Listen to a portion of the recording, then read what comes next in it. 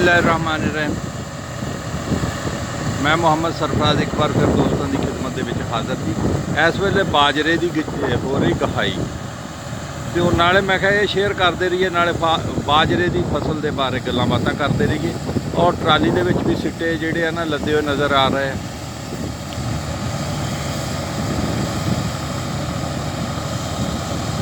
यह गहाई हो रही है जनाब।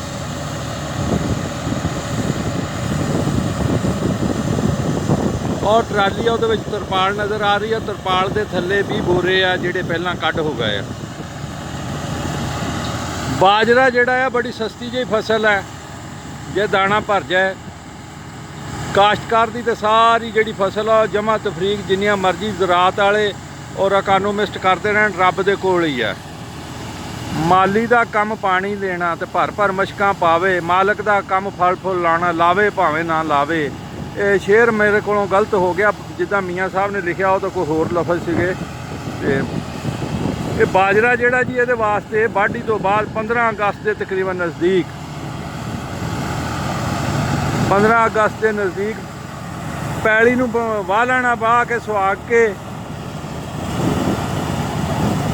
पैकेट लभ जाते जी बाज़ारों बाजरे के। हाईब्रिड बाजरा लेना चाहिए, तो ज़्यादा दिंदा, चाहे देसी ला लो।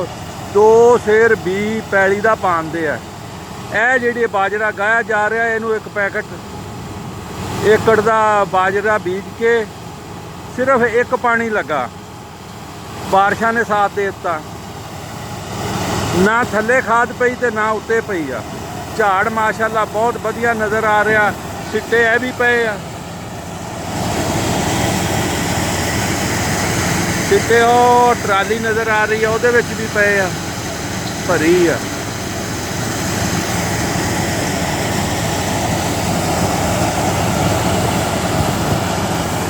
यह जी है ढेरी लगी है तो वो तूड़ी निकल रही है।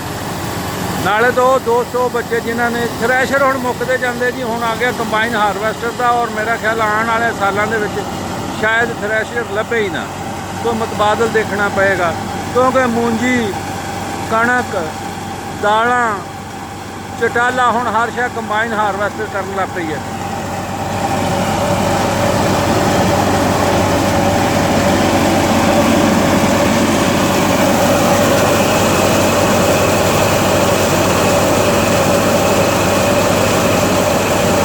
दाने निकल रहे हैं।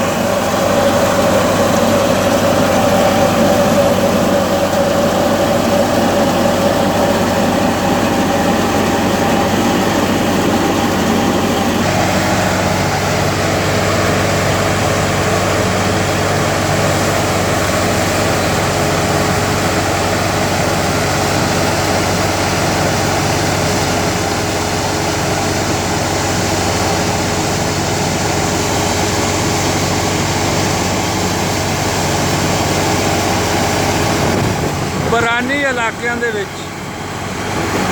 नहरा जमीनों के बाजरे की जी काश्त है बहुत अच्छी है और नकदावर फसल है, ये जरूर काश्त करनी चाहिए है।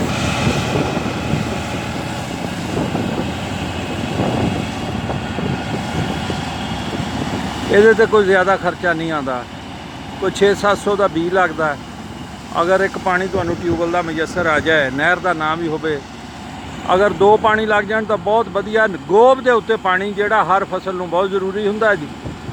अगर नहीं भी मिलता तो फिर भी हो जाता, जरा झाड़ च फर्क पै जाता। हुण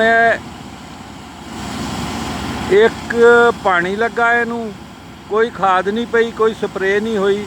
मेरा ख्याल है ये कोई 10-15 मन घट तो घट 1 एकड़ दे विचों निकल आना जी। बाकी ये पमैश इनू तोलन तो बाद वीडियो के उत्ते लिख देंगे कि कितना निकलता। अगर 2000 भी मिलता है, 30-35 हज़ार की पैली हो जाए, कोई 5-7 हज़ार खर्चा कर लो तो सुख दे नाल, ते जेड़े को 15 दिन डंगरां नूं पट्ठे पा ले उन्होंने भी कैलकुलेट कर लो तो अच्छी फसल है, माड़ी फसल नहीं है। फसल जरूर काश्त करनी चाहिए है। बहुत बहुत शुक्रिया। पाकिस्तान जिंदाबाद, पाकिस्तान जिंदाबाद, पाकिस्तान जिंदाबाद।